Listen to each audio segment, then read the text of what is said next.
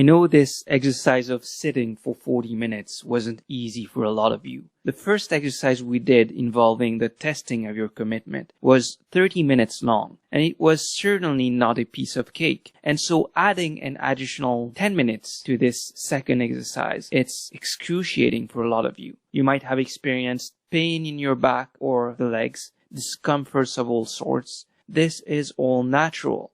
One of two reasons for this is that your body and mind have both developed some habits, and now you're doing something that you're not used to doing. So naturally you start resisting, resenting, repudiating. Okay? The body sends powerful signals to the mind, and in turn the mind creates stories and excuses. And so you feel very uncomfortable. Imagine someone who never went to the gym before and suddenly decides to do so. It is surely not easy. And this is precisely what we're doing. We are working out our mind. So it's normal that you feel different kinds of emotions and discomforts of various degrees. The second reason is that because you're working exactly as this exercise wants you to work and not as you would want it to be, the discomforts naturally arise. I know it's not easy to sit for 40 minutes and observe the breath and other bodily sensations. It's boring, to say the least, so you feel resistance, okay? And it's perfectly normal. What is expected of you is that you keep practicing the exercise despite those discomforts. What you'll see as you keep practicing is that those discomforts, however they come, they are just passing. They assert their presence for a few moments and then they end up leaving. So our goal here, if I can say so, is to really observe them as they are without wanting things to be different, without trying to change anything. Pure observation, alright? In some ways, we are addicted to always wanting to change our experience of the present. We want to feel better. We want to think different thoughts. We want to find something in the future that is finally going to make us happy in the present. Notice this constant wanting things to be different. Always and always.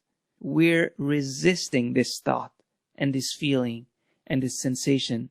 We're continuously averting the current reality of our lives. So with this course, you are being introduced to a radically different new idea, which is to actually allow, to be aware of and allow everything to be as it is. Thoughts, sensations, emotions. We are not trying to change anything. We are accepting them as they are. And even more so, through observation, we are becoming aware of their insubstantial nature. And in this second exercise, we are starting to learn this process of acceptance with our physical bodies as we observe every sensations that arise within it.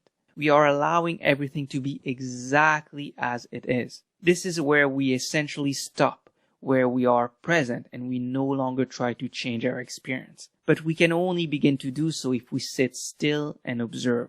You see everything manifest itself within your mental structure as pleasant, neutral, or unpleasant states, and on the body as pleasant, neutral, and unpleasant physical sensations. Anger, frustration, discontentment, sadness, happiness, excitement, fear, anxiety. You have developed a habit of blind reaction towards those mental states and physical sensations, whether you do it consciously or not.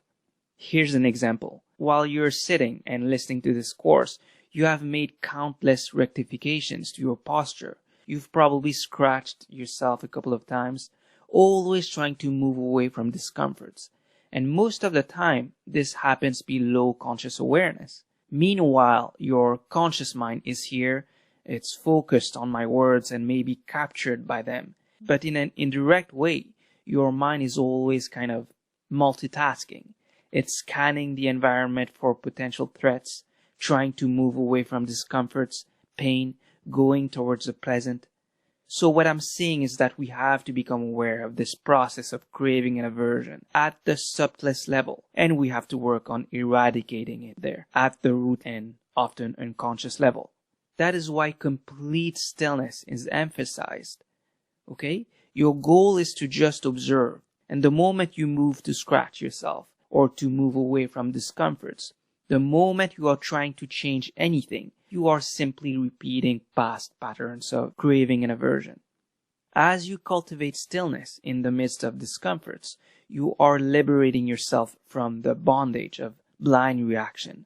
You are essentially creating new habits, and ones that are not superficial, not quick fixes, because you are, with this technique, working at the root level.